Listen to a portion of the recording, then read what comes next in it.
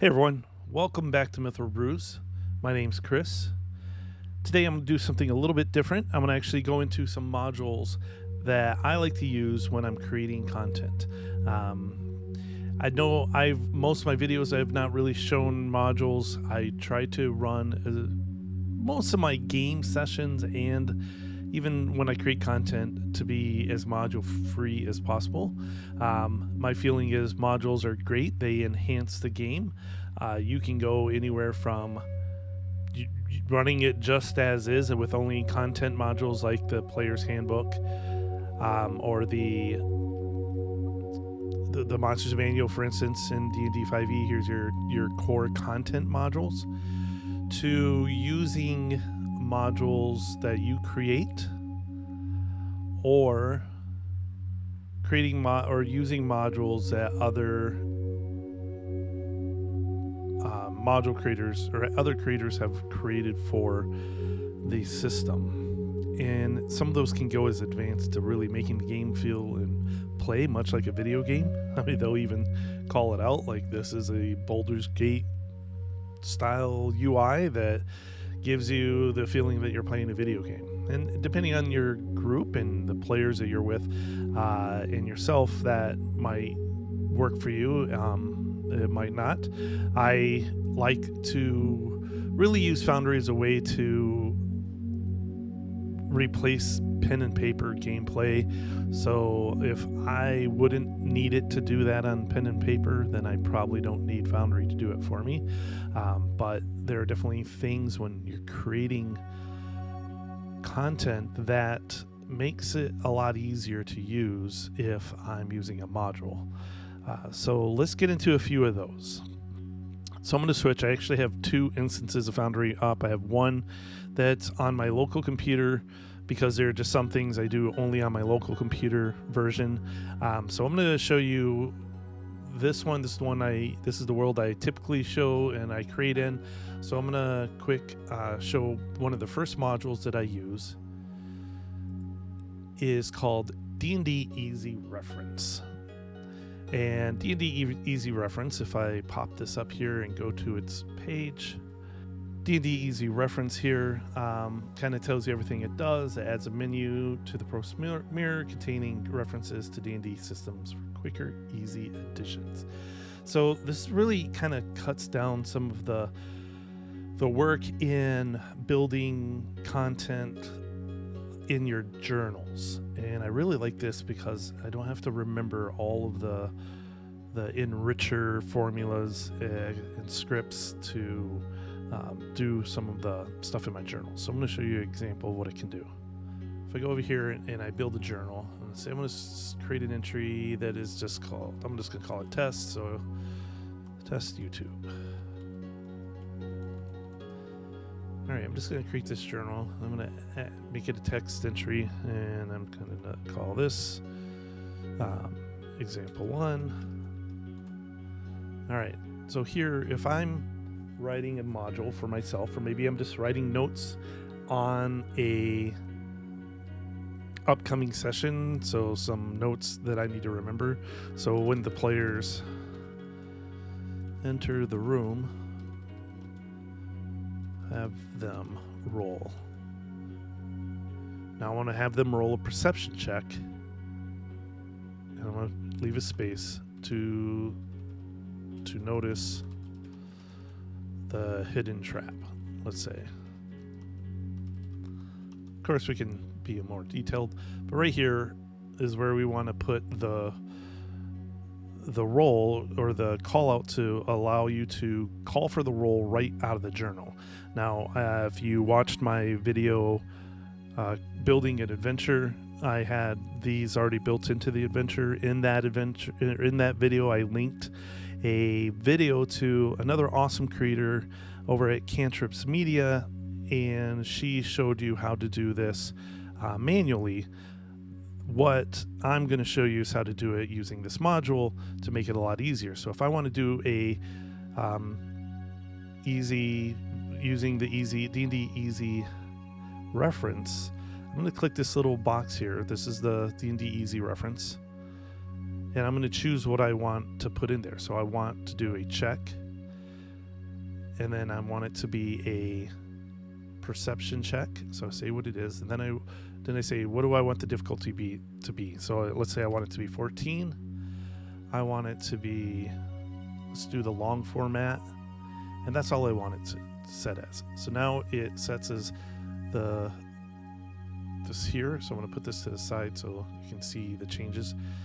And I click here, and now you see, have them roll a DC 14 perception check to notice the hidden trap. All right, so let's do this real quick. We'll click here to request roll, and there it is already. So it's really easy. I didn't have to remember all of this script in order to put it in there. It did it for me.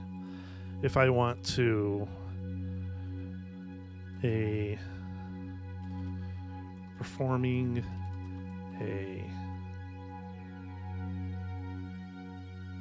let's put in a check using thieves tools.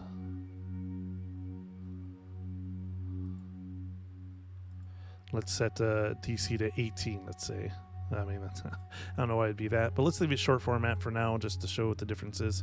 And we hit confirm. We'll disable the trap. All right, so if we hit save, we'll see here, say performing a DC 18 dexterity thieves tools will disable the trap. So the only difference between the short form and the long form is the word check in there that allows it to or that's the only change in the way it's displayed. So that we go here, they have thieves tools. Of course, if they're also proficient in sleight of hands, they would perform this at a advantage or at advantage, right? So let's go here in order.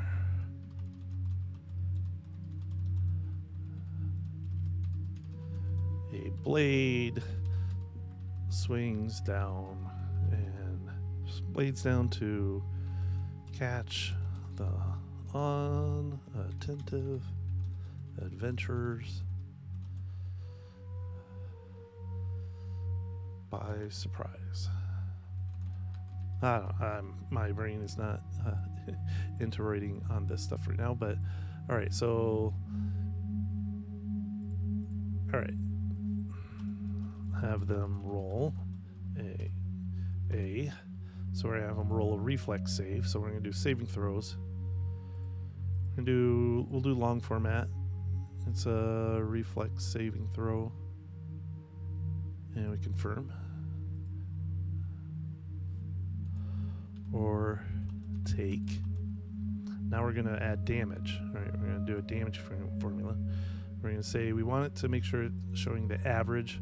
We also want to see the extended means. I do believe, or let's leave extended off because I want to show you what it looks like. So let's say they get 2d12 slashing damage, right?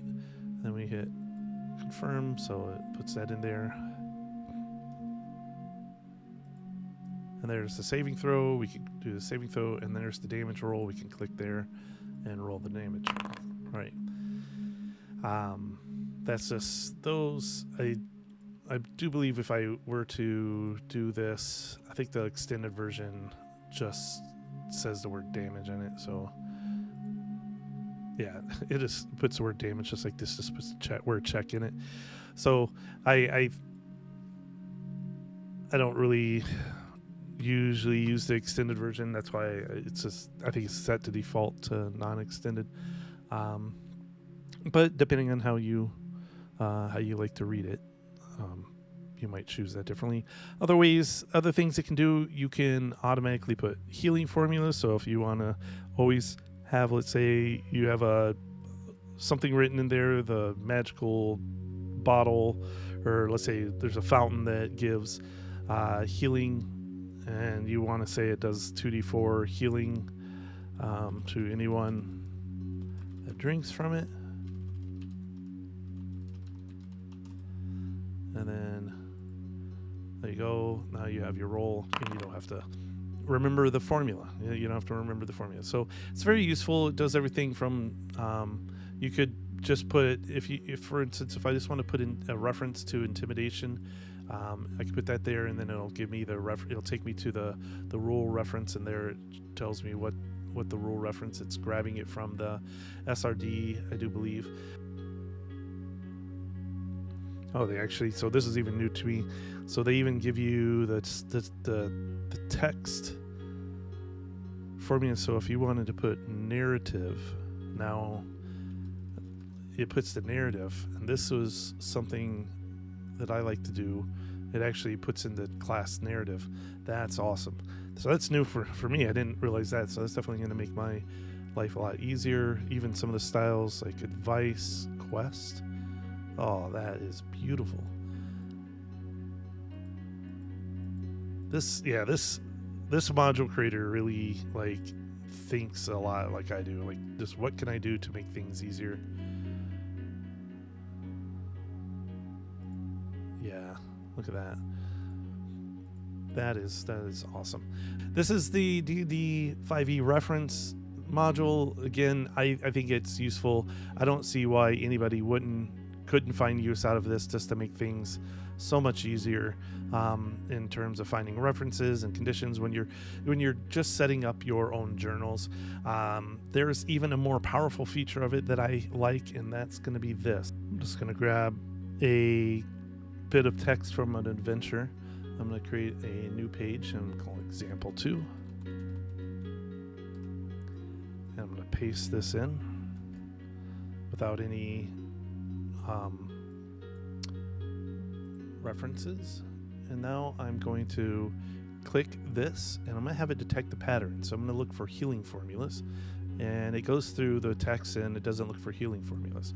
Now I'm going to have it look for saving throws, and it says convert this to a saving throw. So, or dexterity saving throw of creature's choice is from the text. This is, I think, from Dead and Thay from the Doom Vault entry.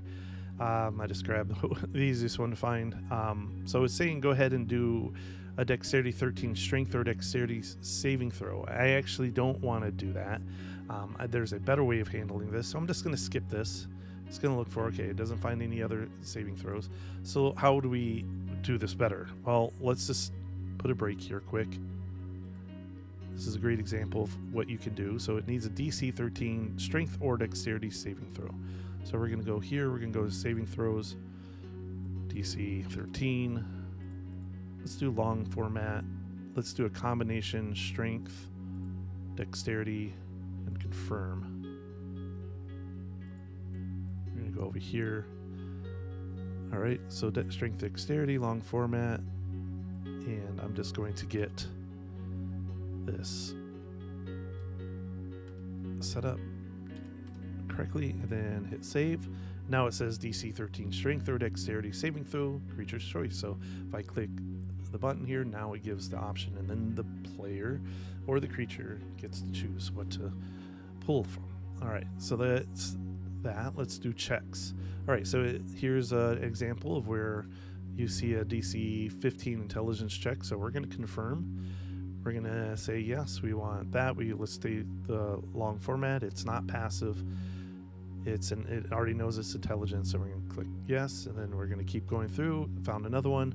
We're just going to confirm, and then here, that actually was one of those successful strength check or dexterity check. So we're going to actually skip this and come back to it. That's the one thing it doesn't check to see if it's it could be multiple checks like that, but that's okay. That doesn't mean much. We're going to go yes. So there's a lot in here. So now not only is it just a skill check, but now this is a actual proficiency check. So we're going to say yes. And then we hit save, and now all of that is already done.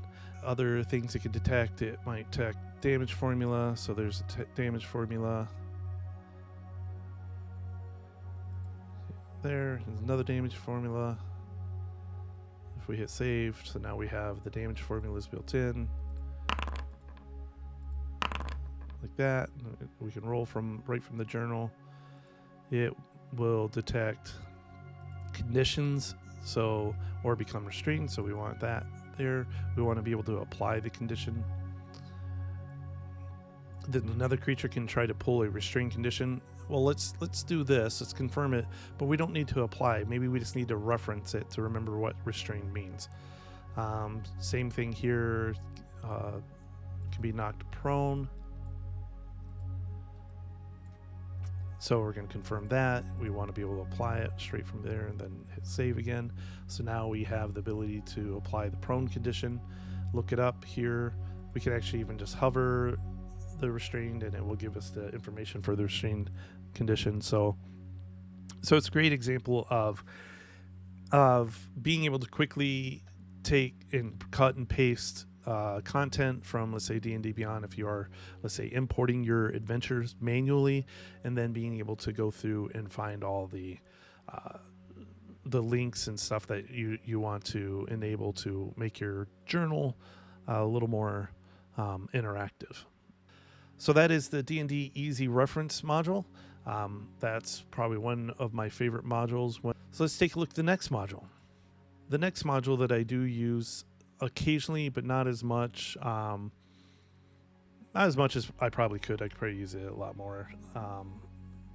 Really would be the managed modules would be the 5e Statblock Importer. I'm not a big fan of importers simply because you end up doing a lot of work to fix them. And the D&D 5e Statblock Importer is one of those that once you use it, it seems like it might have done everything you need, and then you realize you got to do some things on the back end. But that's okay because it gets most of the work done for you. And I can't complain about if it does half of the work, gets me halfway there, then I can finish the rest of the way. So let me grab a stat block from one of the 5e adventures here. There is a settings to this one. Now, I should have gone over the settings of the previous one. The D&D Easy Reference settings is pretty easy. You can just either reduce the gap of lines in the menu, the Pro Smear menu, if you feel like you need to. If maybe you're on a smaller screen, so it creates it makes the Pro Smear double lined. You can go do that. And then you can choose what you don't want it to turn on. So if I don't want to use damage formulas and I don't want it to display that as an option, I can do that. I can reduce some of the things here. So that's pretty much it. The 5e Statblock Importer has a few other settings that you want to look at. One is, do you want it to import innate spells as activities, or do you want them to be put into the spell book? In 5e 2024, for the most part, innate spells are just activities. Even towards the end of 2014 monsters, most times spells were just activities.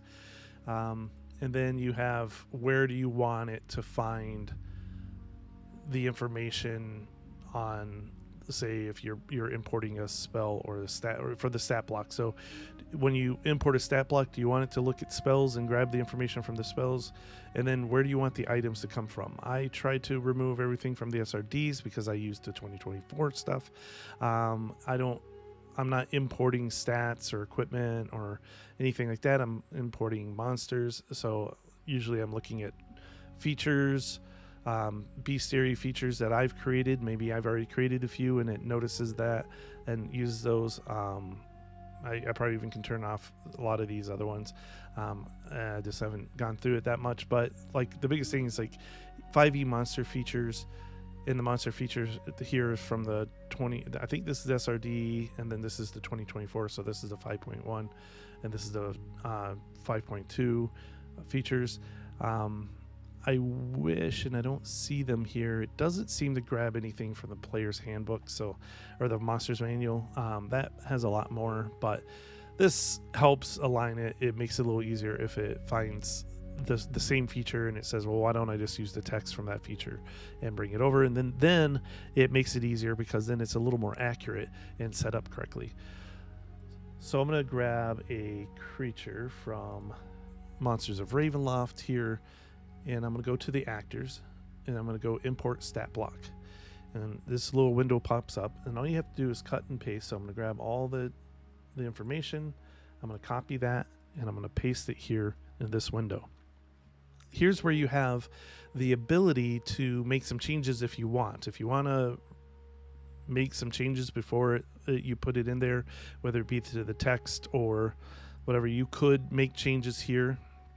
But I'm just going to go to import it. It's just going to import it to this world and the settings here. And so if I quick look over at the stat block here of this Inquisitor of the Sword, if we look quick, there's the strength, dexterity, all that is put in. Here's all of the saves and the actions. So let's go back over here.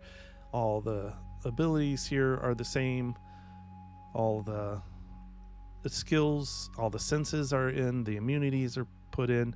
Everything's pretty much exactly as it would be if I manually input everything. If I open this to edit, I will go to configure armor. It's even saying that it's equipped armor, because there's a breastplate right there. It even brought over the breastplate, which is awesome. That's actually, I think that might be a new improvement, or at least I just haven't used this in a while. It sets the hit die to the hit points, all your conditions. It would have brought all those over.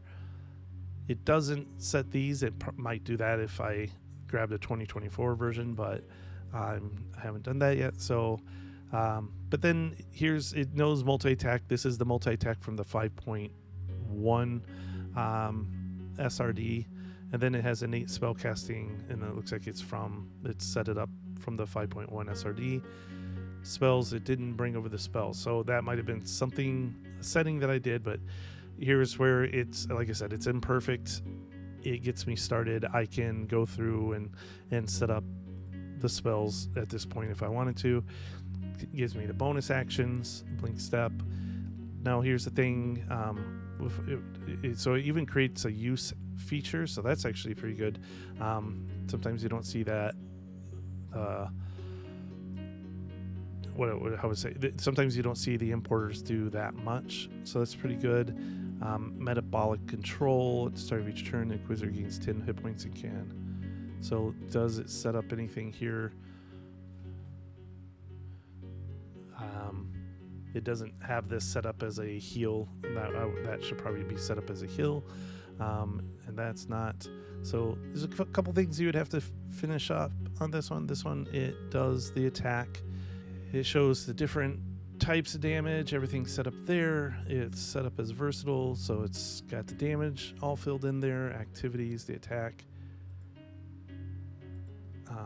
Under effects, it's got the versatile, or the extra damage. Sorry, not versatile, but it does the additional 1848 force damage, so that's all set up. So that's pretty awesome.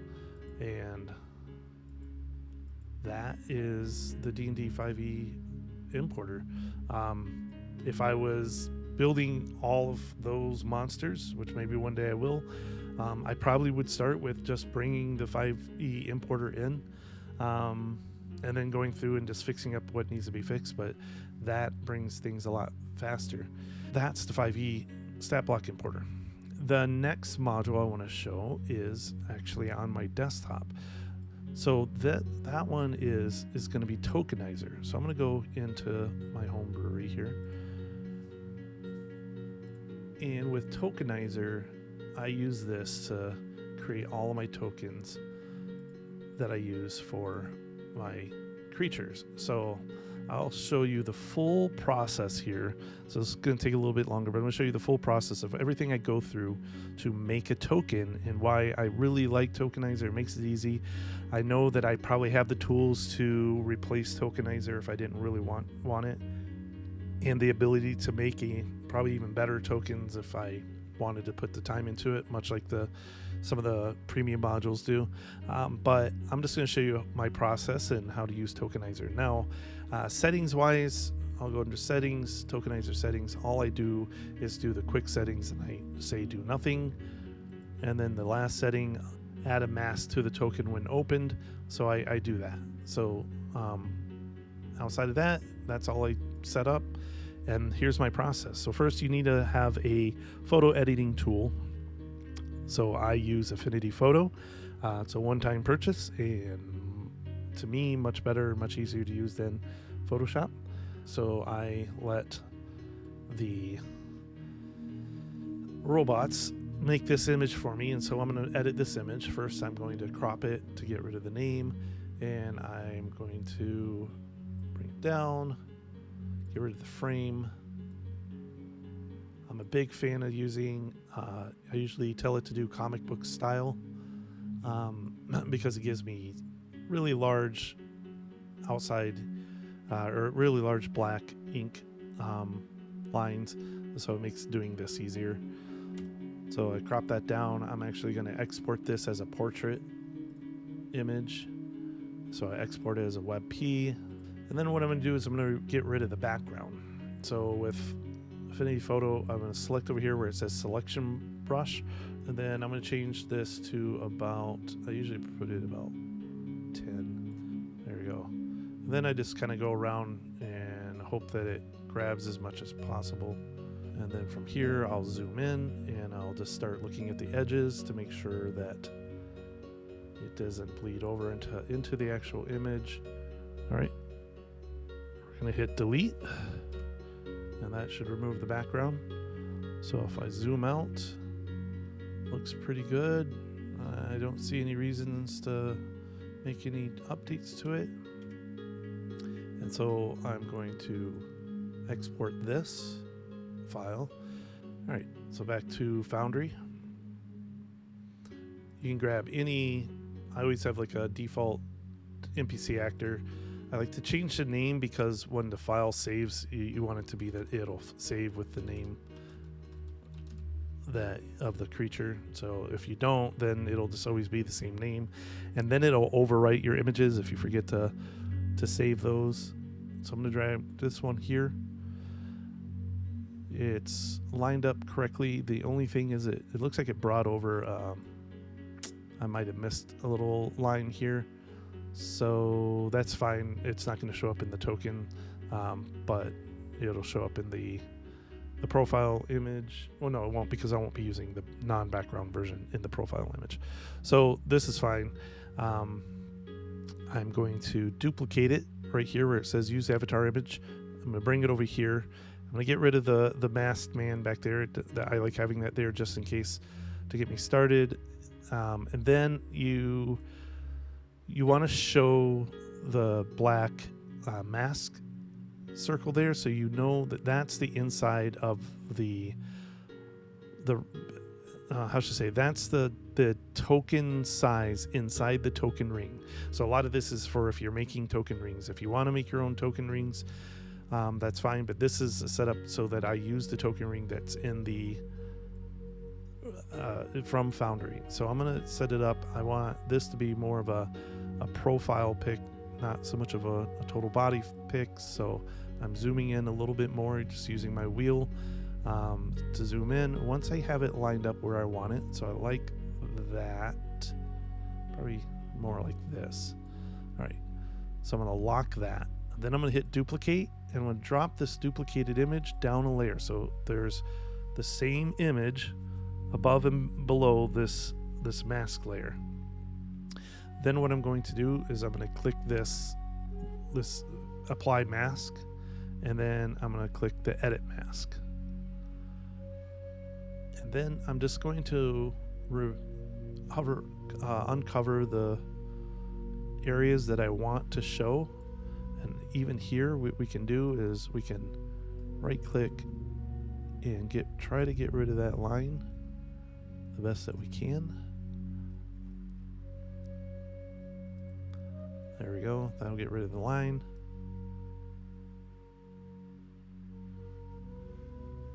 That's all we want. I'm going to go like this because I don't think we need to worry about that. And we hit apply. It doesn't look like anything's changed, but if we hit this 0 to toggle the layer, there we go. Now it's kind of sticking out of that circle, and then we go back here, we remove that, and this is what we want to save. So we're going to hit apply. It doesn't do anything here because we're not using this. Now it's going to show up in a folder, so it'll be in your data folder. If I show here, I have data folder,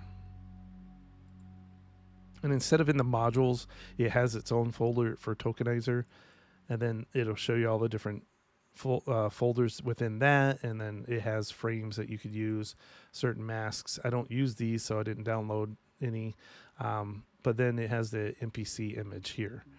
So what I'm going to do is I'm going to move this over to my cloud host here.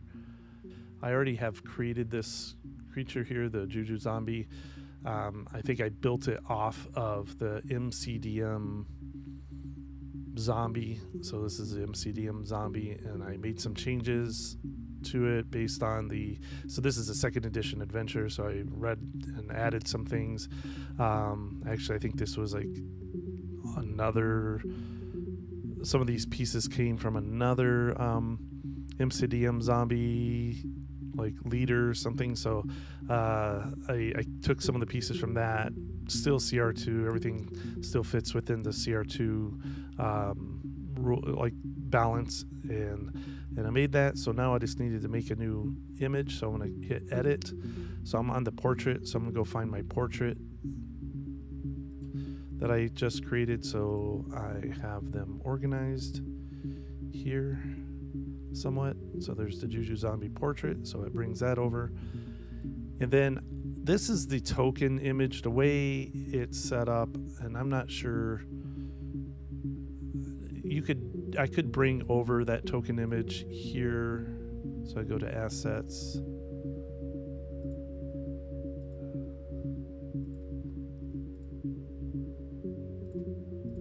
And bring over that token image. But I think I still need to go under prototype token, appearance. And down here where it says subject texture, I need to find it there too. Put it there too.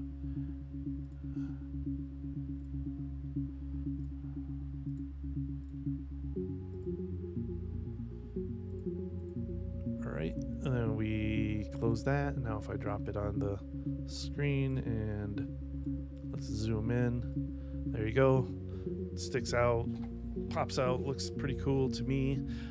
Nowhere near what the the premium module content looks. These are my zombie lord. This is the Juju zombie. There are 2 creatures that appear in this adventure that was not part of any of the SRD stuff or the monsters manual so far.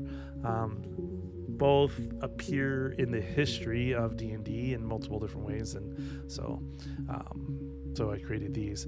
But yeah, that's the Tokenizer module. Now, all 3 of those modules would not be enabled in my game world. They're only there for the content world. The only other module I would quick talk about is, I don't have it set up here. If I go to manage modules, is the D&D follow-up save. It is something that I usually will have enabled in my default world, my creation world. The D&D follow-up save doesn't have any settings. What it basically does is, if I have an activity, all right, so this grasping limbs. So grasping limbs has 2 activities to create this action. So first, the creature would attack. And I'm going to turn this off for now. But the creature would attack, make it attack, and there. And if that was a hit, then it would do damage. And after the damage, the creature would do a save. So I would have to hit save. Sorry, I'd hit save, and then the player would then make the save. That would post so the player could see, and then I would determine whether or not that to apply restraint or not. Now, if you use the D&D 5e follow-up save module, what you can do is you can set the activity, and under the effect, you go down here and it says associated save activity. You could say, hey, use that save, because it's all part of the same item. Now when I click attack, it will show the save activity here. And if that was a hit, I don't need to go back and then click to save. I tell the player, go ahead and click to save. They're not going to see the attack or damage piece of the card. They're just going to see the saving throw. So it hit, I did damage, and then they would see the save. They don't see the DC, they just see the save, and then they would then roll the save. So it's just makes it one click. The thing is you would have to have this enabled in your creation world as you're creating, whether it be weapons or actions or monsters that you create in your creation world and then bring over to your play world. And then this would also have to be active in your play world. So it is the one other module that I do run in my creation world and my play world. Outside of that, you don't see much. Hopefully those modules will be useful for you. If you like what you saw, give me a subscribe and a thumbs up. I will be releasing videos like this hopefully every Monday. I'm looking at the next modules, talking about maybe making some macros to help you with, let's say, turning on lights. So this little macro here, which I still got to fix. It's kind of not working correctly. But if I want to turn on a torchlight, all I have to do is hit a button. If I want to quickly hooded lantern, hit a button or turn it off. But I got to fix the macro. It's been one I've been using for probably 2.5 years with a few changes, and for some reason it looks funky. And so, yeah, and then it moves there. So something in my code that I have to change. But this is what I will be making a future video on. Until then, may all your brews be tasty.